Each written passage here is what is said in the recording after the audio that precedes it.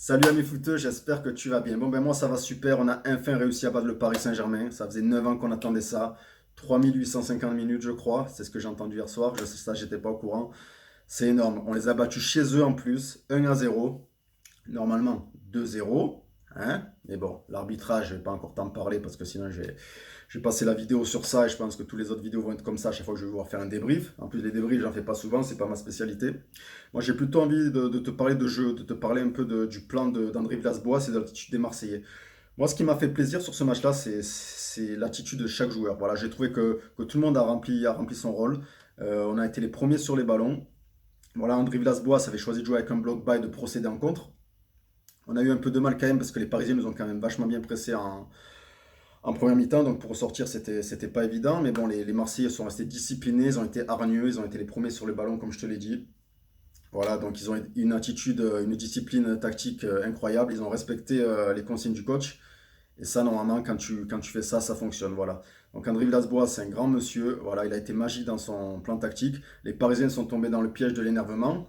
Déjà grâce au plan tactique d'AVB, et puis en plus le tweet de Payet qui avait un peu fait monter la sauce. Donc voilà, sur ça, ils sont tombés doublement dans notre piège. Et puis voilà, puis bon, il y a eu ce fameux coup franc de Payet pour Thauvin. Donc Payet, même s'il n'a pas fait un très grand match, je le situerais entre moyen et correct. J'aurais dit moyen s'il n'y avait pas eu la passe décisive, donc je dirais correct avec la passe décisive. Thauvin, encore une fois, qui marque. Franchement, ça fait trop plaisir. Chaque joueur a été exemplaire. Je pense à Sakai, voilà, il s'est pas fait déborder par les dribbles à Neymar. À un moment donné, il te fait. Je sais pas comment il te l'arrête là. On aurait dit Bruce Harper dans Olive et Tom. Voilà, bon, c'est pas pour faire une connotation de japonais, mais bon, c'était un peu ça.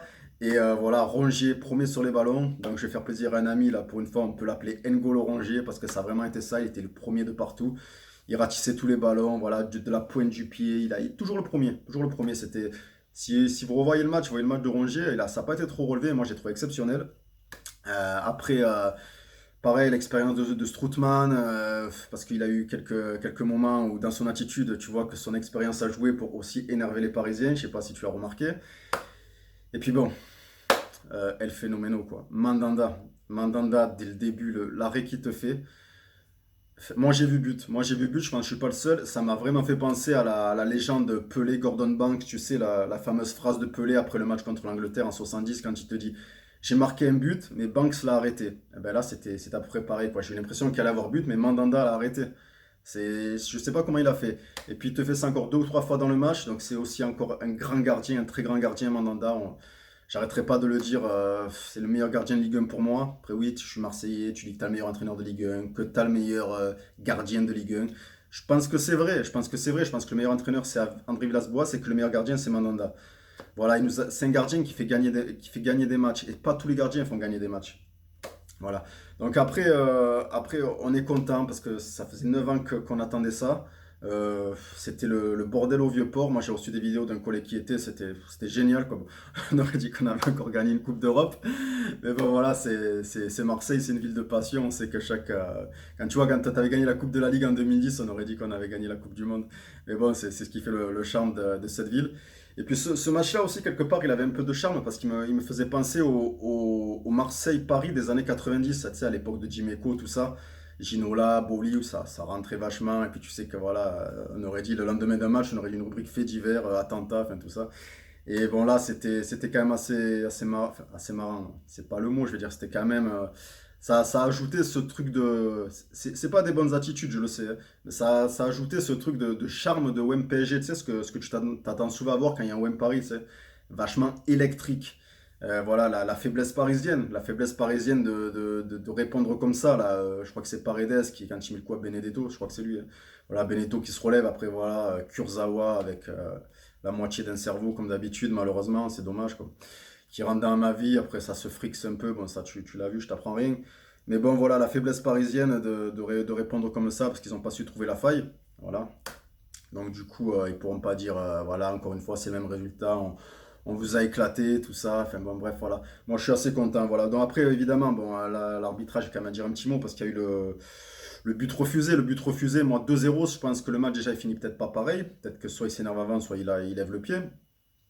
Le match, je pense qu'il finit pas pareil. Donc le but, il est absolument valable. que tu sois supporter de n'importe quel club de foot de France, d'un club étranger, si tu as regardé ce match et objectivement, tu sais que le but il y est. Voilà, donc je sais pas pourquoi il n'y a pas eu appel à la VAR, je commence à plus rien comprendre à cette règle. Bref, voilà, donc même avec ça, même en se faisant un peu, entre guillemets, baiser, eh ben, on les a quand même battus. Donc on les a doublement baisés, voilà. Excuse-moi de parler un peu vulgairement, c'est pas trop mon style, mais bon là j'étais un peu remonté comme ça, parce que maintenant ils vont se cacher derrière ça, il va falloir parler de...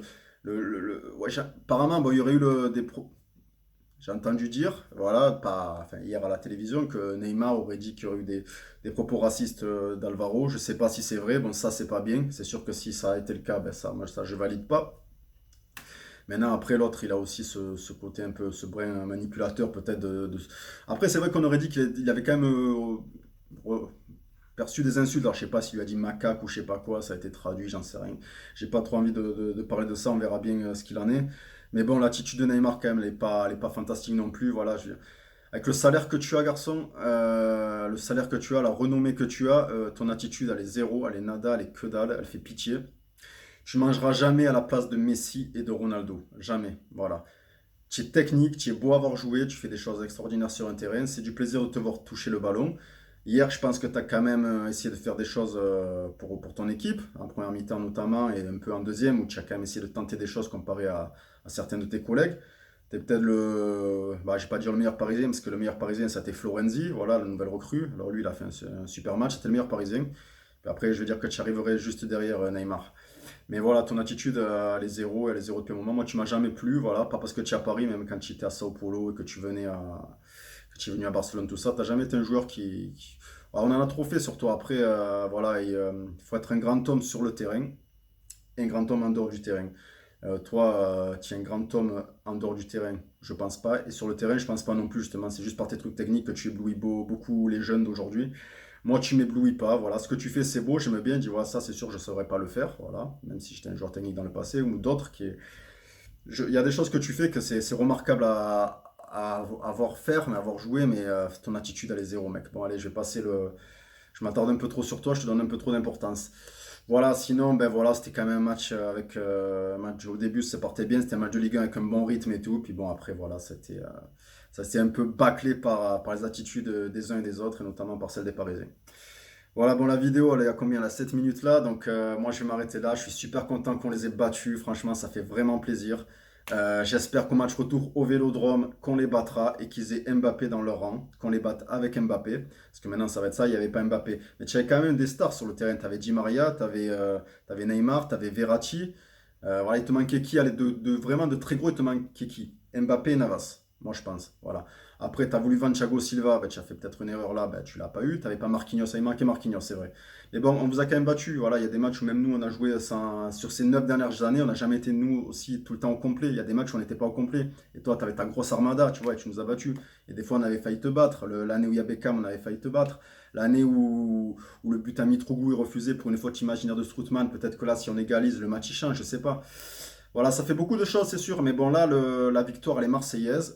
On a 6 points, vous en avez zéro. Je pense pas que ça dure peut-être tout le championnat. Mais voilà, donc le meilleur coach, il est à Marseille, c'est André Villas-Boas, c'est pas Tourelle. Voilà, parce que Tourelle, tu peux prendre 30 entraîneurs en Europe. Tu prends 30 entraîneurs en Europe, tu les mets à la place de Tourelle, je pense que les résultats, c'est un peu les mêmes, hein, franchement. Donc voilà, faut arrêter. Voilà, tandis qu'à Marseille, c'était pas évident de faire la saison qu'on a fait l'année dernière. Et là, franchement, on a pu enfin montrer ce que c'était l'Olympique de Marseille. Et merci à VB, merci les Marseillais. Franchement, vous avez été super. Ça fait vraiment plaisir de voir comme ça. On veut vous voir comme ça à chaque match. On est comme ça à chaque match, même s'il y a la Ligue des Champions, que ça va être dur à gérer. On est comme ça à chaque match. On peut se requalifier l'année prochaine pour la Ligue des Champions. Aller chercher le titre, je sais pas. Peut-être si on rate la Ligue des Champions, qu'après on n'a que ça à se concentrer, je sais pas. Mais là, c'est vrai que ça va être une saison compliquée qui nous attend. On démarre super bien, 6 points sur 6, pourvu que ça dure. Voilà. Donc, je ne vais pas m'éterniser plus longtemps. Je vous souhaite à tous une bonne journée et surtout, allez l'OM. Allez l'OM.